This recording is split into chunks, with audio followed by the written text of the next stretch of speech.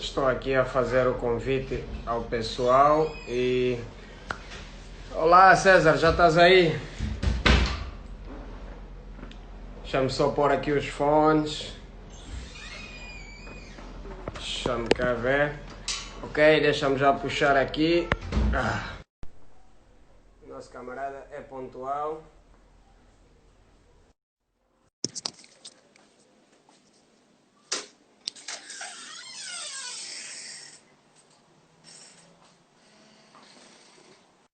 Então, Alô, Danwedo. Tudo fixe, vou... chefe? Tudo. Essas forças. Estão forçadas, estão forçadas. Epa, E por aí? vamos deixar aqui o pessoal entrar ainda um pouco antes da gente começar já a atacar, porque a melhor defesa do Não, mundo é atacar. sem problemas. Como é que andam as coisas por aí, chefe? Epa, até o momento estamos calmos, não é? É só manter o controlo, acima de tudo, mas estamos em paz, graças a Deus. E a saúde Ah, conta. Boa noite, Alcino. Boa noite, Rocha. Boa noite, Senegal. Sejam bem-vindos à nossa hora, a hora do nosso compromisso. E eu sei que ainda tem muita gente que está para entrar. Eu estou aqui a puxar mais pessoas para ver se a gente consegue atingir o máximo número de pessoas e que a comunidade toda entra, porque senão é complicado. Depois olha, há muita gente que depois quer entrar o só no meu áudio final do. está ok, né? Não percebi? O meu áudio e vídeo está tudo ok, dá para ouvir em condições, né? O Bluetooth está tudo a funcionar fixe. Tá tudo perfeito, sem cortes. Então, Ricardo Ramos, Senior Technical Support Specialist at ATA Cybersecurity. Today is your day and we will talk about Linux and open source. Seja bem-vindo ao live Hum. aos sábados e nada melhor do que tu para se apresentares. Em vez de eu estar aqui a falar muito, eu passo-te a palavra e vamos ouvir, afinal de contas, quem é o Ricardo Ramos. Força! Bom, eu sou o Ricardo, técnico de informática. Comecei a carreira em Angola, né, a trabalhar em Angola, mas nesse momento estou na Irlanda. Estou a trabalhar para uma empresa de tecnologia.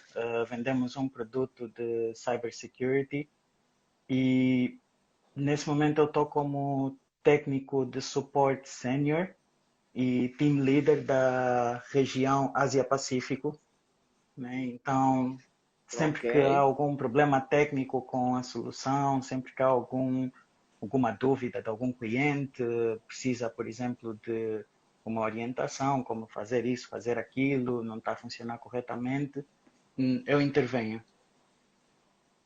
Yeah. Ok. Em termos de background, eu comecei a carreira como uh, administrador de sistemas júnior, né, e técnico de suporte, dar Hum, sempre um suporte aos sistemas. Comecei com Windows, mas com o tempo eu sempre tive uma ligeira inclinação para o Linux, né? Sempre achei meio romântico, sempre brinquei com ele de tempos em tempos. E à medida que estava a desenvolver as capacidades em Windows, eu fui vendo alguns lugares em que eu podia, por exemplo, substituir o Windows por algo open Linux. source rodando por cima de Linux. E em Ok. alguns casos fui também tentando identificar algumas lacunas que eu podia preencher com tecnologias open source. Eu sempre gostei da ideia de open source por dois motivos principais. Primeiro, Uhum. o código-fonte está aberto para todo mundo inspecionar, não é? Por exemplo, se desenvolver um programa, disponibilizar o código-fonte, está aberto para todo mundo para poder fazer auditoria, para fazer revisão, para poder fazer caça a bugs e etc. E todo mundo também pode contribuir. Ok. E E como é que foi um e essa programador mudança muito de bom. interação gráfica Uhum. para o mundo? Como é que foi essa mudança do ambiente gráfico para um ambiente completamente obscuro? Sendo que o Linux, atualmente temos versões de Linux que já trabalham com interface gráfica, mas eu ainda acho que vocês gostam mais de trabalhar com Linux de forma core. Essa interação com o ambiente negro não trouxe muitas dificuldades? É um pouco intimidante no princípio, porque tu estás habituado à interface gráfica, não é? E depois começas a ver um monte de texto, estás a tentar entender o que é que está a passar, os comandos que tens que usar, se usas a palavra errada, começa a ter um comportamento diferente. Foi um pouco intimidante no princípio, mas a parte boa de open source, que é o segundo componente que me fez ficar atraído por essa filosofia de desenvolvimento de software é o Uhum. facto de que aquilo está ali aberto, né? Está ali aberto e o acesso é democratizado. Qualquer pessoa pode pegar, instalar, começar a usar da forma que bem entenderam necessitar, não é? Então, o que Em acontece é termos, o seguinte, tu acabas... Uhum. sim, sim, pode continuar o raciocínio. Yeah, eu ia dizer, tu acabas por ter uma comunidade de pessoas que vai se formando ao redor de certos projetos. Nem todos os projetos dão certo, o que é normal, mas os que têm realmente utilidade acabam por dar certo e as pessoas começam a criar a documentação à volta do projeto sobre como usar, começam a criar tutoriais e etc., vídeos no YouTube, e tu começas a aprender com essas pessoas. A parte boa é o seguinte, a minha barreira de entrada para aprender determinada tecnologia é zero. A única Ok. barreira de entrada que eu tenho é a minha força de vontade, porque o acesso ao software é grátis. O Uhum. código-fonte está aí. Se eu for programador, eu posso melhorar, submeter as melhorias e elas serão incorporadas na próxima versão, não é? E caso eu tenha algum tutorial que eu possa usar como base, eu posso aprender a qualquer momento. Então a barreira Ok. de entrada é mínima. Eu não preciso de pagar licença, não preciso de pagar um trial, que depois de um mês vai expirar, eu ainda não consegui me preparar, ainda não consegui aprender, etc. Então o acesso é democratizado, vamos assim dizer. E qualquer Ok. pessoa pode tirar vantagem disso. E como é que fica? Pronto, tu sabes que temos muitos benefícios, mas temos um outro ponto que a população olha muito antes de entrar nesse mundo de Linux, que concerne a segurança. Como é que Uhum. vocês, Linux, se assim vos posso considerar, fazem com que as pessoas possam aderir este sistema operativo como sendo uma ferramenta de trabalho? Porque muita gente reclama que tem muitas falhas, muitas brechas, e se eu usar o Linux, corro o risco de ser invadido, por exemplo. Assim, isso em parte é verdade. O que eu posso dizer quanto a isso, trabalhando no princípio da minha carreira, comecei a trabalhar com Windows e depois comecei a mudar para Linux e agora não sou especialista em Windows, mas tenho conhecimentos básicos. E o que eu posso dizer é o seguinte: tu podes pôr uma máquina Windows tão segura quanto uma máquina Linux. A Linux. diferença é a seguinte: de, logo desde o momento em que instalas, não é? Tu já tens uma série de mecanismos de proteção que vêm instalados na máquina, quando é uma máquina Linux, que até certo ponto reduzem a superfície de ataque. Não é? Ok. Então, se alguém tentar, por exemplo, usar algum comando que precise de direitos de administrador, ele não consegue, porque tem uma camada de proteção para isso. Somente Ok, certas contas é que estão autorizadas e você tem que manualmente dizer que essa pessoa pode, não é? Enquanto que no Windows também é possível fazer isso, mas tu tens passos extras.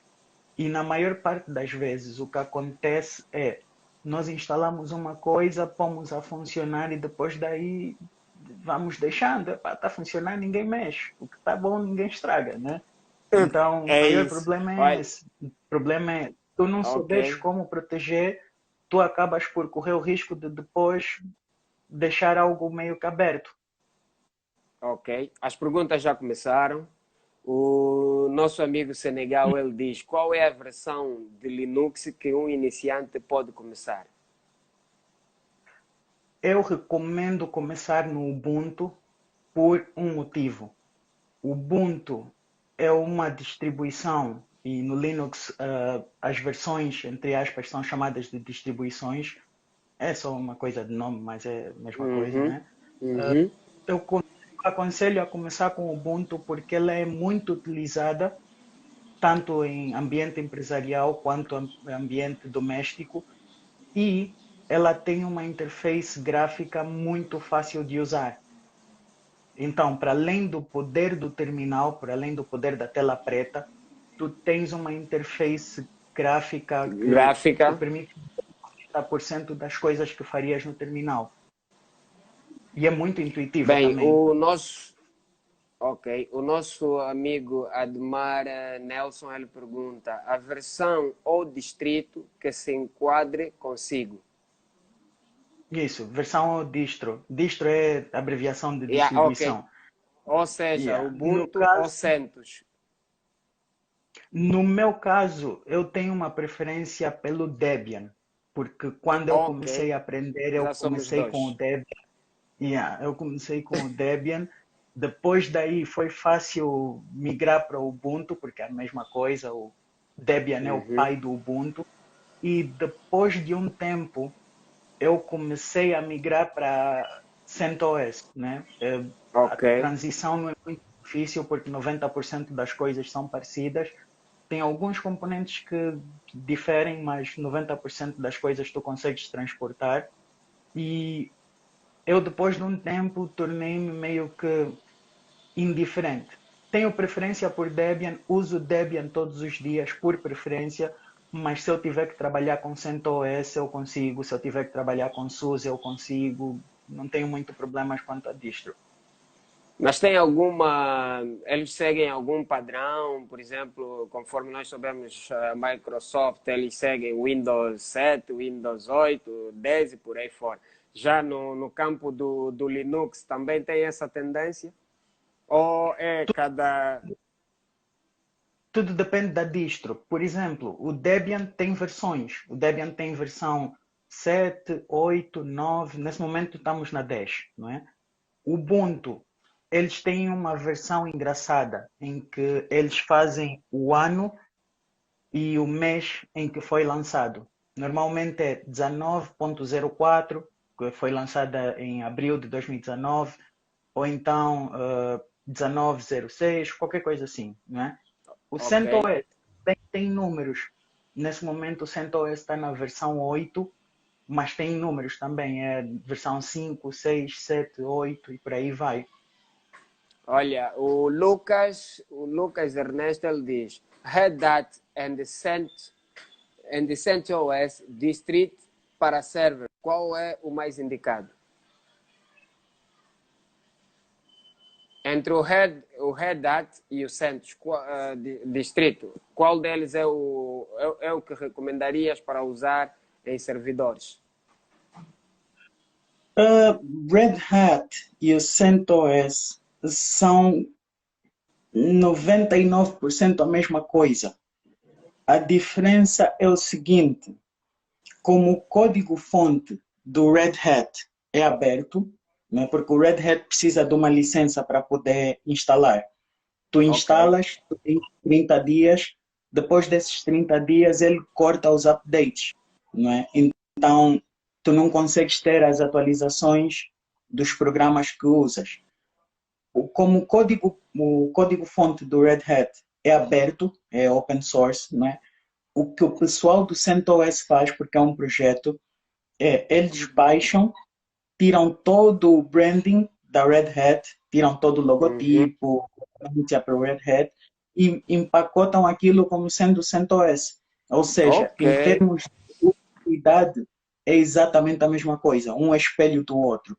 Só que a diferença é que um tem o branding e o suporte da Red Hat como empresa e o outro é uma distribuição de comunidade, em que qualquer um pode baixar, instalar e não tem barreira nenhuma. Quais são as certificações que devemos tirar para atingir o nível mais alto neste mundo?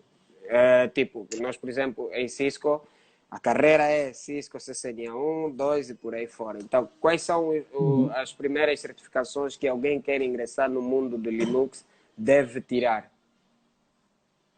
Bom, eu recomendo a tirar a mais nova certificação, que é a da Linux Foundation, por dois motivos. Primeiro, é uma certificação que te dá a possibilidade de fazer a prova, não é?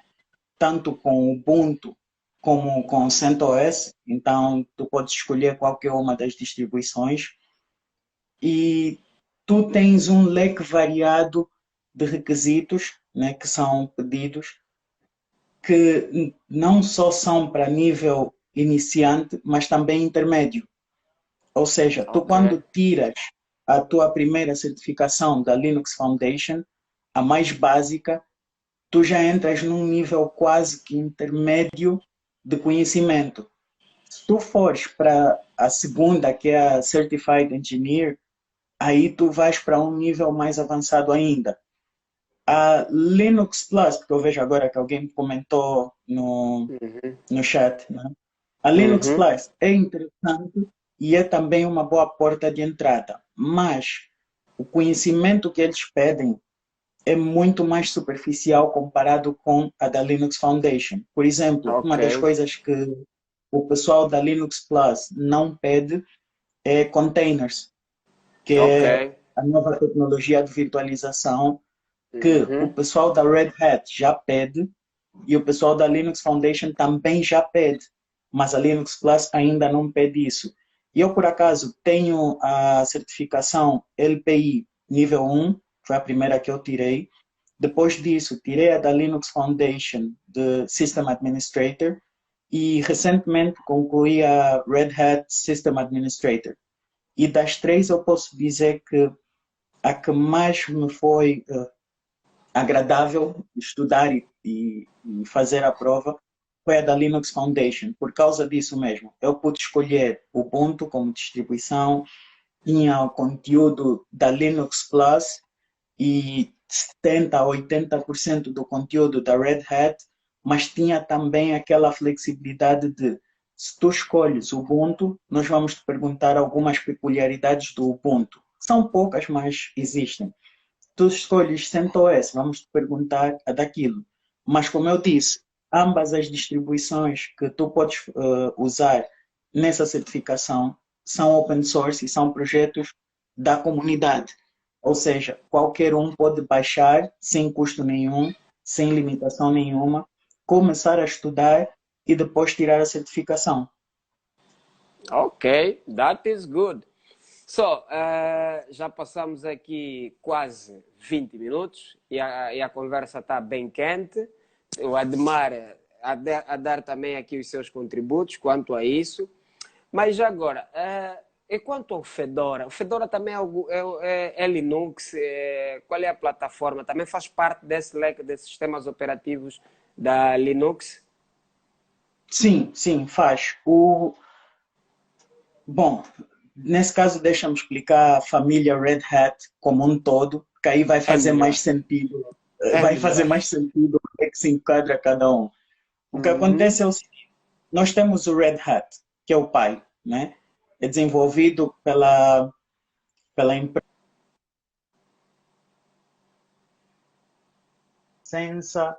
tem toda essa coisa, né?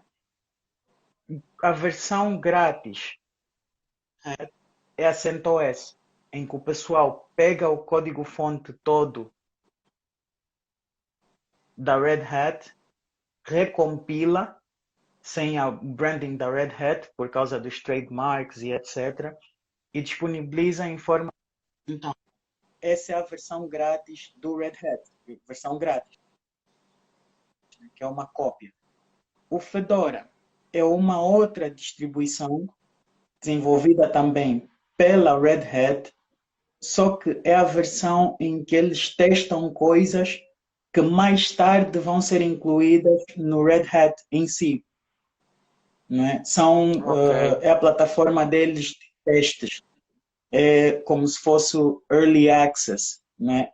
Porque o Red Hat em si é preparado para servidores, para missões críticas, para uso intensivo e etc. Então, há certas coisas que... Eu não sei se é a minha internet, mas conseguem me ver perfeito? Olha, agora voltou. A tua conexão estava a colar um pouco, mas agora já voltou. O Roberto Daniel ele diz: gostaria que falasse mais de segurança do Windows, se for possível. O que recomenda quanto às certificações? Certificações do Windows. E só para dizer, Roberto, desculpa lhe cortar, César. Roberto, o nosso formador aí, o Admar, já deixou o contacto aí. Se quiseres aprofundar sobre segurança a nível de Windows, ele meteu aí o seu contacto. Windows Security Monitoring Training with Admar. You can contact this number. It will help you, ok? Quer aprender sobre segurança a nível de Windows e monitorização de segurança, ele está aí e vai dar algum input. Mas o Ricardo também, se calhar, tem alguma palavra, ele pode dizer quanto... o porquê... Eu sei que é isso. Ele quer saber segurança do Windows. Por que é que tu sentes que o Linux é mais seguro que o Windows? Será que tem algumas falhas que tu já viste e podes partilhar conosco? Ok? Que é para vermos se damos aqui um input ao pessoal quanto a isso. Assim, a minha opinião é a seguinte. No fundo, chega a ser uma questão de preferência. Mas essa preferência tem também um certo motivo por trás. E o motivo é o seguinte. O Windows usa o mesmo kernel em versões diferentes. Por exemplo, se não estou em erro, o Windows 7 partilha o mesmo kernel que o Windows Server 2012 e a quantidade de pessoas que têm Windows 7 ou Windows 10 instalado é muito grande. Então, quando os atacantes vão construir, por exemplo, um malware, mais vale eu construir um malware que vai atacar o Windows, em que eu posso ter 1 milhão de vítimas, do que construir um malware para Linux, em que eu vou ter, por exemplo, 10 vítimas.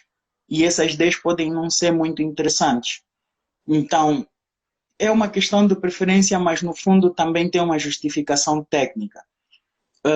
O número de malwares no Linux ultimamente tem crescido um pouco, porque Linux domina nos servidores e nesse momento a maior parte dos atacantes agora está a virar-se para atacar as empresas em si, menos os utilizadores, né? Então começa a crescer um pouco, mas no fundo a maior parte dos ataques ainda são phishing, né? Em que eles comprometem, por exemplo, um laptop de um funcionário e daí fazem o pivot que é para o server, dependendo dos acessos do funcionário. Então, essa ponte que é feita começa sempre no Windows, né?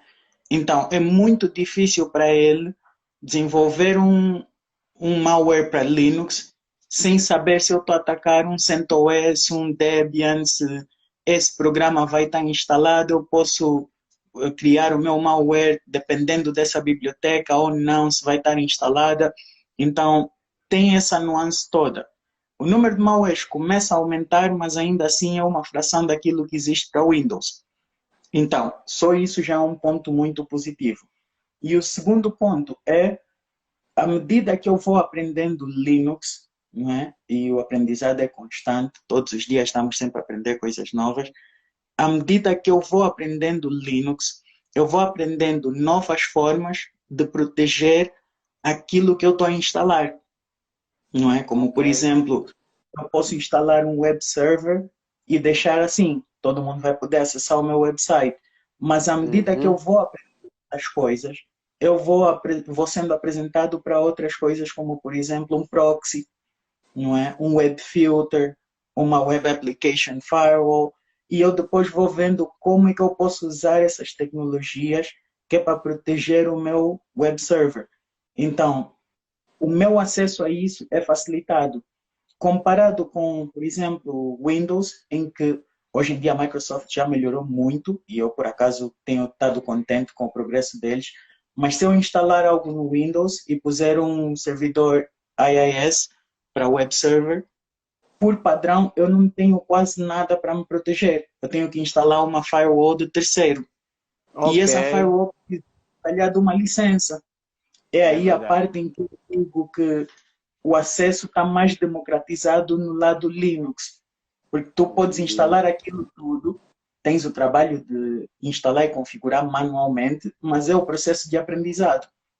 Ok. Comparado com Windows, em que se calhar terias que comprar a licença e depois comprar a licença de um antivírus e depois mais, os custos das vezes começam a aumentar. Enquanto que no mundo Linux o custo é o teu tempo e conhecimento. Eu tinha um conceito do Linux antes, não é? De abraçar e trabalhar com plataformas diferentes do Windows. Eu tinha um conceito de que tudo que tu quisesses fazer no Linux, tu tens que construir. Queres criar uma pasta, tu tens que construir essa pasta antes de abri-la. Tu tens que criar um ficheiro, queres fazer alguma coisa, tens que construir este ficheiro para depois abrir. Então, nesse contexto, eu queria dizer é que no Linux te dá a possibilidade de fazer tudo aquilo que tu quiser e mais alguma coisa, certo? Uhum. Ok. E como é que se encaixa a telefonia no mundo de Linux? Também gostaríamos de ouvir um pouco o lado de desenvolvimento de plataformas a nível de PBX. Estamos a falar, temos aí, por exemplo, o Elastix, o Asterix. Essas todas rodam sobre Linux puro ou tem algum outro desenvolvimento para que o Linux possa aderir ou receber esses tipos de softwares em si. Porque se calhar eles também são softwares desenvolvidos criados dentro do próprio Linux, certo? Desculpa, a internet está meio complicada aqui hoje porque tá a chover lá fora e cortou um pouco. Pode só repetir a pergunta Ok, brevemente? resumindo, centrais telefónicas Uhum, implementadas dentro do Linux oferecem segurança? uhum. Oferecem se tu configurares para tal, porque tu não podes pegar, deixar o teu carro destrancado lá fora, estacionado na rua e pensar que está seguro só porque é um Ferrari ou só porque é um Toyota, não é? Então, tu tens que configurar para tal. Então, por isso é que eu disse que acaba por ser uma questão de preferência, porque isso é possível tanto no Windows quanto no Linux. Mas, por causa daquilo que eu estava a falar, na medida que tu vais aprendendo a dominar um software no Linux, geralmente começas ou com um curso ou com videoaulas no YouTube. Eu comecei assim com muita coisa e depois vais para a documentação do próprio software. Na documentação, tu encontras instruções sobre como fazer várias coisas. E geralmente tem quase sempre uma secção que diz dicas e como é que é? Dicas e truques para segurança, dicas e truques para performance, dicas e truques para etc. E se tu fores lendo aquelas coisinhas, tu vais entender como é que tu podes apertar ainda mais o software para garantir que ele é seguro. E a parte Ok. engraçada disso é, se tu fores um programador e por acaso tu notaste alguma falha, tu podes pegar, abrir o código-fonte, corrigir a falha e depois submeter. E aí depois todo mundo beneficia-se daquela falha que tu encontraste.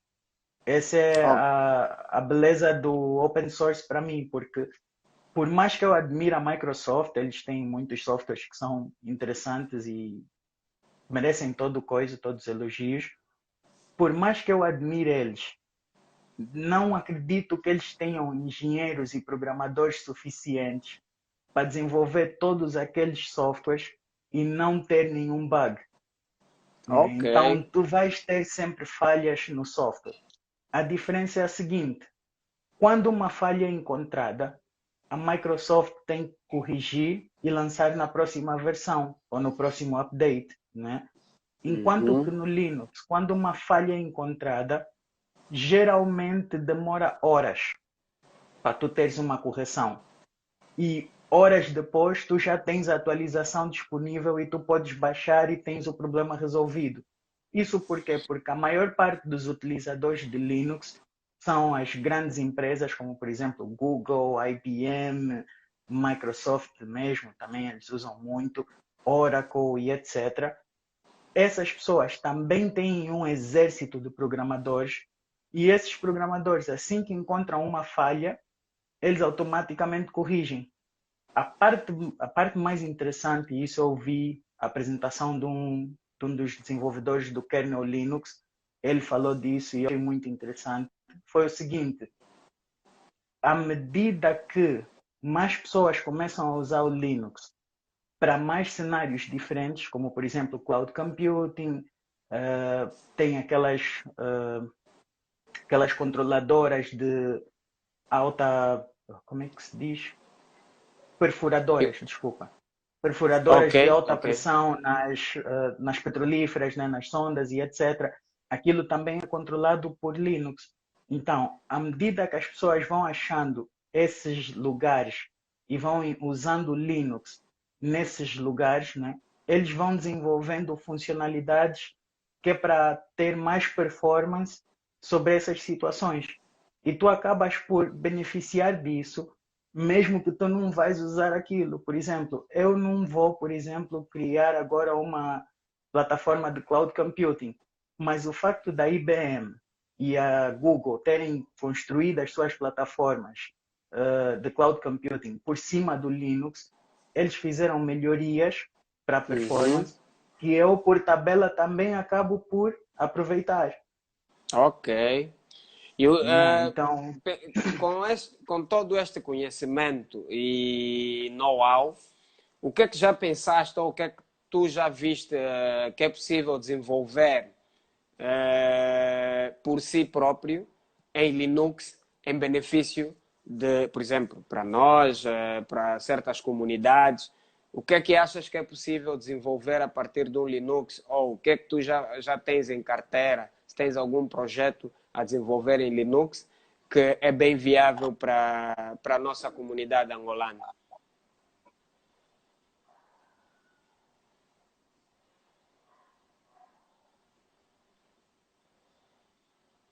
Tô? yeah, pessoal, Ricardo? conseguem ouvir? Agora sim. É para essa chuva hoje vai nos deixar cair.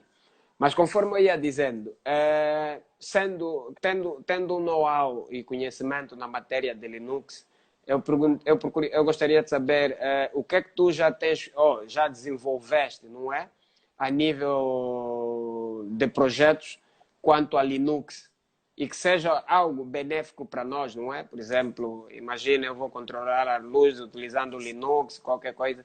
Qual é o projeto que tens em carteira ou algo assim do gênero que gostarias de ver realizado? Yeah. Bom, em termos de projetos, por exemplo,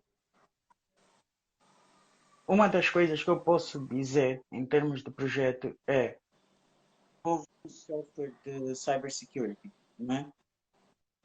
E, por exemplo, a parte do software que é instalada no lado do cliente é baseada no Ubuntu.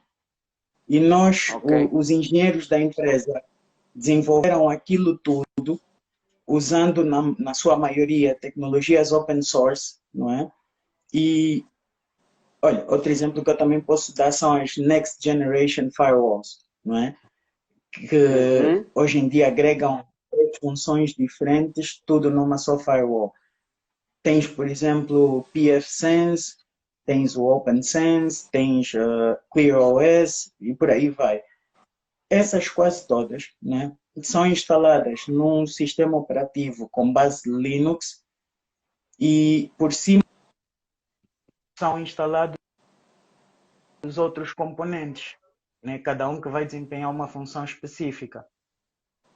O custo de entrada para alguém fazer isso é muito reduzido. Por quê? Porque a tecnologia é open source. Eu posso baixar e não preciso de prestar muitas satisfações a ninguém, porque é aberto. Todo mundo pode usar livremente. Então, tu Mas tens podes que ser um desenvolver, por especialista. exemplo, a tua... Sim, tens que saber como é que a coisa funciona para poder empacotar tudo e vender como solução. Mas a Pois. barreira de entrada em si é muito pequena. E o que é que acontece? Eu lembro-me quando eu estava fazendo um dos cursos, um dos alunos disse que a entrada dele para o mundo Linux foi quando ele estava numa empresa, começou a desenvolver a rede da empresa, não é? E chegou a um ponto em que ele tinha que partilhar a internet, mas ele não sabia como fazer isso porque não tinha orçamento. Então, o que é que ele fez? Uhum. Ele pegou uma máquina Linux, instalou, pôs uma máquina Linux no gateway e desse gateway ele partilhou a internet Uhum. para todo mundo. Ou seja, Ok. ele criou uma espécie de router interno para uma equipa pequena e usando só tecnologias open source. Ele disse, a partir do momento que eu fiz aquilo, o que mais é que eu posso fazer com isso, com essa tecnologia toda? Porque tem mil e umas Ok. funcionalidades. Eu só tenho que saber como é que cada uma funciona e como configurar. É isso. Temos aqui mais algumas questões. O Senegal Manuel já diz: na tua opinião, um técnico de rede é necessário ter conhecimento de Linux? Eu até digo que sim, mas gostaríamos de lhe ouvir. Na tua opinião, um técnico de rede é necessário ter conhecimento de Linux? Para fazer o quê? Desculpa. Na tua opinião, um técnico de rede é necessário ter conhecimento de Linux? Não é necessário, mas seria benéfico. E eu digo isso por um motivo. Ah, os routers Cisco são desenvolvidos pela Cisco e tem o iOS como sistema operativo, com os seus comandos e etc. Mas eles são da família Unix, não é? Uhum, uhum. Então, é muito interessante você saber como é que a família Unix funciona. E o ponto de entrada mais fácil para aprender sobre Unix é o Linux. Então, Bom, por agora exemplo, olha, atualmente já temos vamos ver. automação, já temos aí coisas que nós temos que utilizar mesmo o Linux. Infelizmente a chuva lá na Irlanda não está a facilitar aqui a nossa transmissão. Estamos a ter alguns cortes, pedimos as nossas sinceras desculpas, mas Desculpa, vamos isso tentar. é do meu lado, eh, porque hoje aqui tá complicado. yeah. Mas o Senegal diz como é que vê o uso do Linux na Irlanda em relação à Angola? Mais proliferado. Ou seja, aqui e pronto, deixa eu pôr de uma forma mais abrangente. As grandes empresas em Angola usam Linux de forma pesada, né? Uhum. As pequenas e médias empresas nem por isso. Aqui na Irlanda e na Europa, de uma forma geral, até as pequenas e médias empresas já começam a usar mais Linux. Então, já começa a ser muito mais proliferado do que em Angola. Porque em Angola, que eu saiba, em termos de uso de Linux, são mais as grandes empresas, né, que já têm alguns requisitos específicos em que eles põem ali algumas máquinas e o resto, na sua maioria, é Windows, né? Mas a coisa já começa a mudar porque, por exemplo, empresas como a Unitel têm uma infraestrutura muito grande baseada no Linux, né? E isso por quê? Porque os equipamentos de rede funcionam muito bem com isso.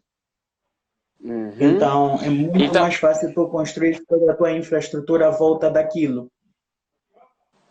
agora o maior problema aqui é nós gostamos de ter o material e gostamos de ter suporte. Quando a gente tiver aqui o Linux, podemos estar a 50% ou 40% a utilizar. Nós só não vamos para 90% ou 100% por falta de suporte. Nós tínhamos que depender muito das entidades que estão lá fora. Então, nós precisamos de vocês que estão aí na Irlanda virem para aqui e nos trazer esse know-how de maneiras que a gente também possa estar atualizado sobre o mesmo, ok? Por isso, Ricardo, o desafio agora é o que é que tu vais fazer para que a comunidade angolana passe a utilizar cada vez mais o Linux. Que incentivos é que tu tens ou podes vir a preparar para a nossa juventude aqui abraçar essa causa? Sim, já começam até algumas empresas que dão formações de Linux e que estão a tentar preparar o pessoal para usar mais o Linux, né? O maior problema às vezes é o seguinte, uh, os, os softwares, né, que o pessoal usa, como por exemplo, alguns softwares, não todos, né? Alguns softwares como por exemplo a Primavera só tem Uhum. versão para Windows. É Né? É verdade. possível É. pôr software de Windows a rodar em Linux, mas não é 100% funcional, não é? Podes ter alguns bugs, alguns problemas porque usas um emulador. Mas para uma empresa, aquilo em produção não é algo recomendado. Então, às vezes o problema é esse, o problema é que o pessoal já comprou a licença para determinado produto e o determinado produto às vezes tem como foco o Windows.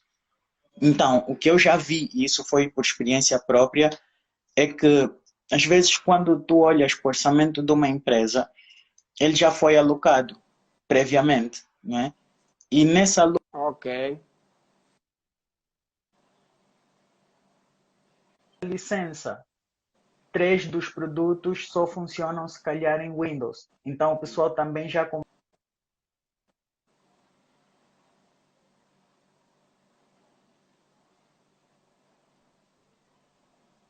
Olha, tenho aqui uma questão do Mauro Ramos. Engenheiro, como sabe, o Linux possui várias variantes, tal como Ubuntu, CentOS, etc. Entre todas, qual aconselhas para um engenheiro de network?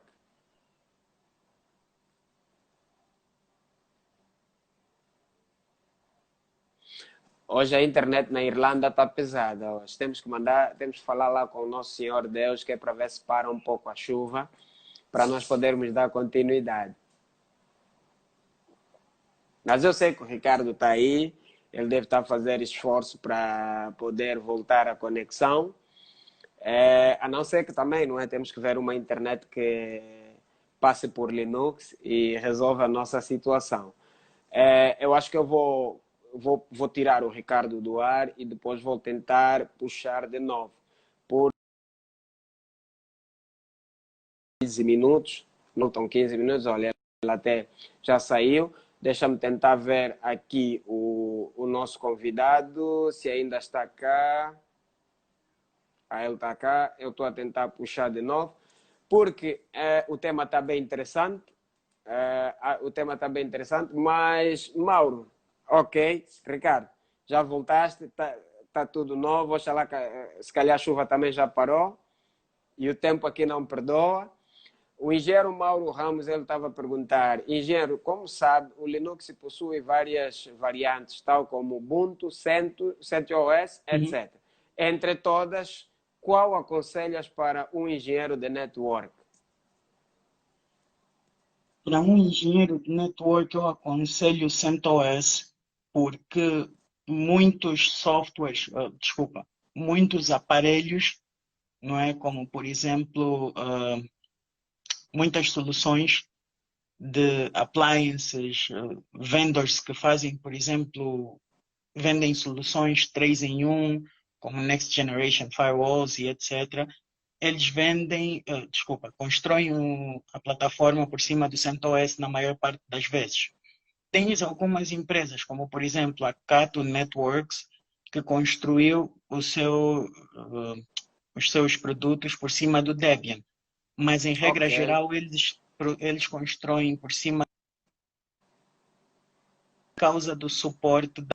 Hoje,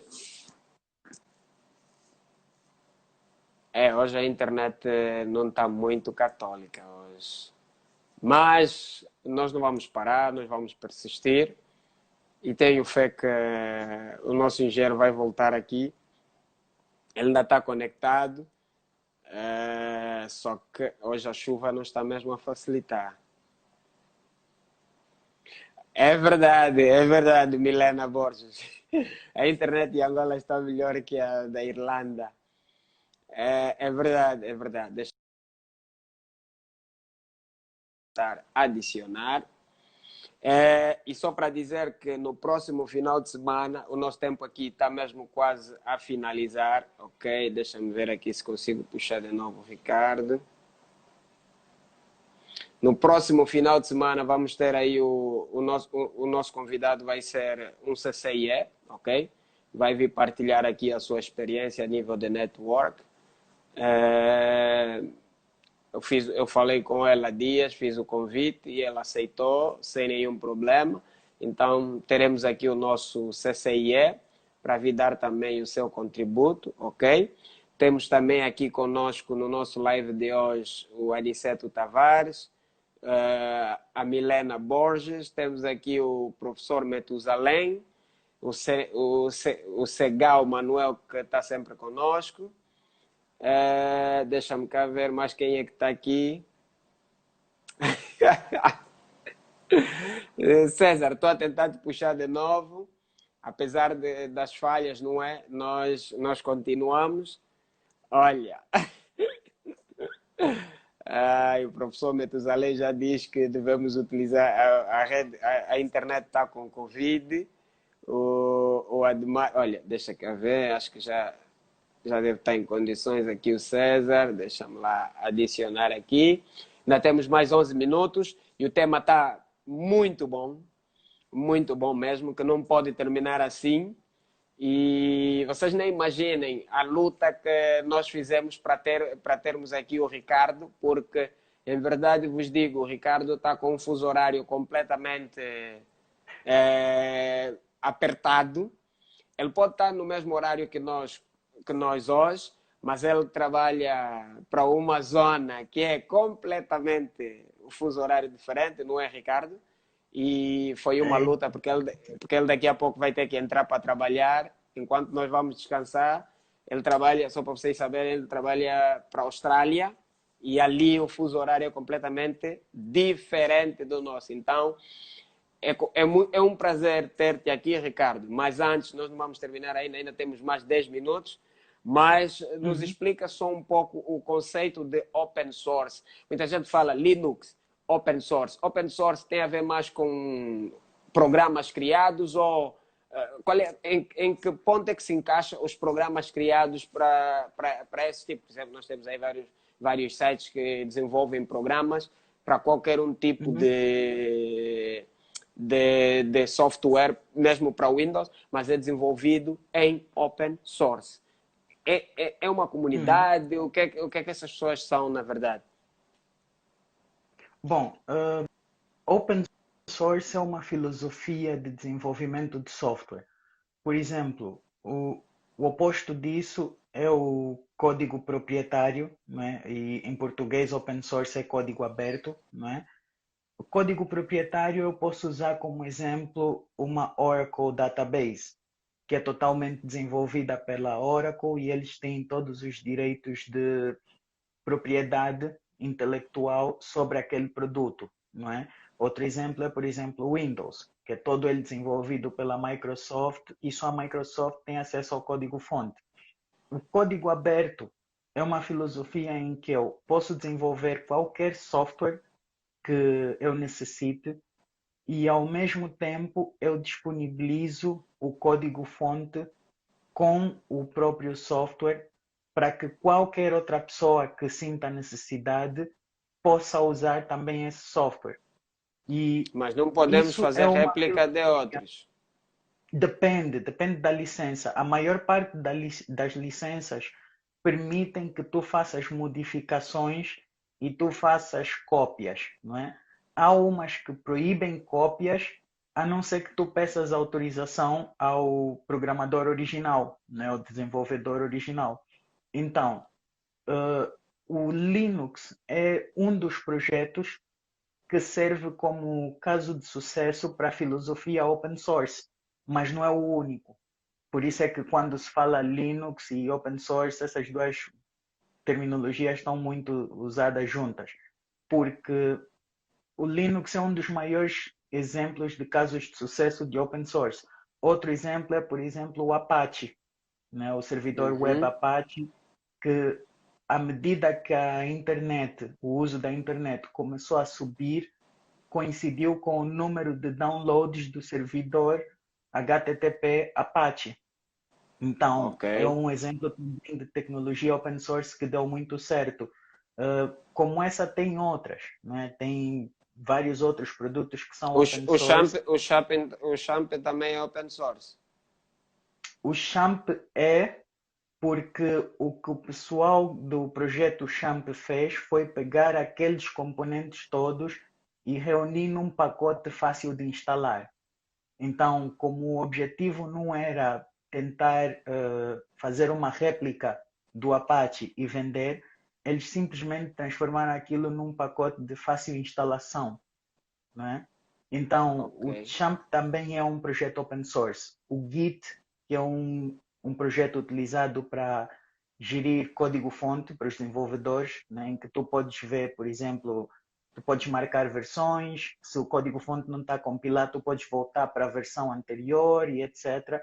Também foi desenvolvido pela mesma pessoa que desenvolveu o Linux, que é o Linus Torvald, e também é um caso de sucesso, porque hoje em dia quase todas as empresas têm contas no GitHub e, inclusive, as maiores empresas de tecnologia são contribuidoras do GitHub. E Ok. o Git é a tecnologia base para isso. Então, é outro exemplo de tecnologia open source. E como essas, tem várias, não é?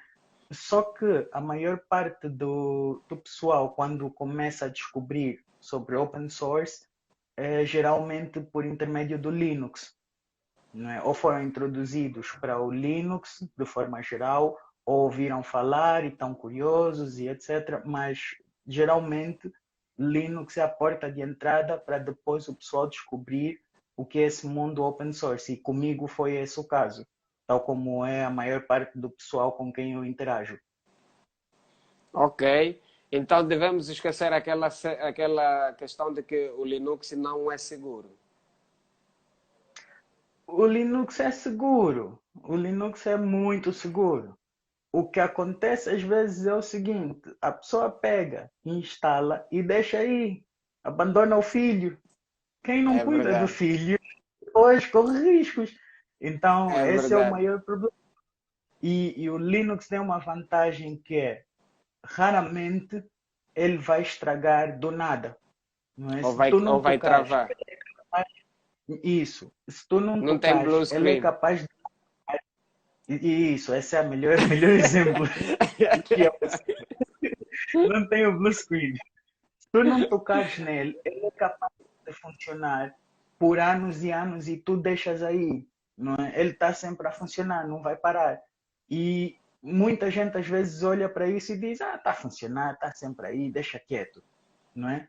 O, o problema, olha, por exemplo, teve uma das empresas que eu estava a ler uma palestra, né? Estava a assistir a palestra e a ler a tradução do que o senhor holandês estava a falar, Temos e 4 minutos. ele disse, nós tínhamos um servidor que nós não fazíamos o restart, né? Há quase 10 anos. E Uau! ninguém pensou que aquilo ainda tivesse a funcionar. Afinal, tinha um software instalado que era um componente de uma plataforma maior, né? Era um dos componentes de uma plataforma maior, mas ninguém pensou em fazer o restart daquilo e estava ali a funcionar há 10 anos. Quando eles foram ver o uptime, 10 anos. E todo mundo, pá, isso aqui é complicado, ninguém mexe, deixa aí. Ninguém Vamos mexe, deixa reforçar, assim. mas ninguém mexe. Ok. Ricardo, isso não vai ficar por aqui. Abrimos uma janela contigo e essa janela não vai se fechar hoje. Contactos para o pessoal, tu depois podes mandar o teu LinkedIn para as pessoas que estiverem interessadas em fazer mais questões. Olha, o professor Betusalém está a mandar aqui uma questão e só temos mais 3 minutos. Não, Qual eu a posso responder. relevância qual a relevância em usar o Kali Linux em cybersecurity? Bom, para Temos. cybersecurity tu tens vários componentes, né? Tu podes fazer análises forenses, tu podes fazer investigações, tu podes fazer penetration testing, que é quando tentas atacar alguém e ver se consegues ser bem sucedido. E o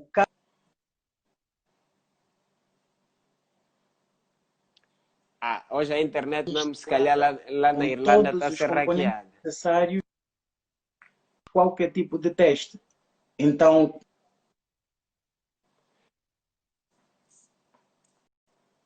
Engenheiro Ricardo, nós temos apenas 2 minutos. O engenheiro e a internet do engenheiro também está mesmo mal.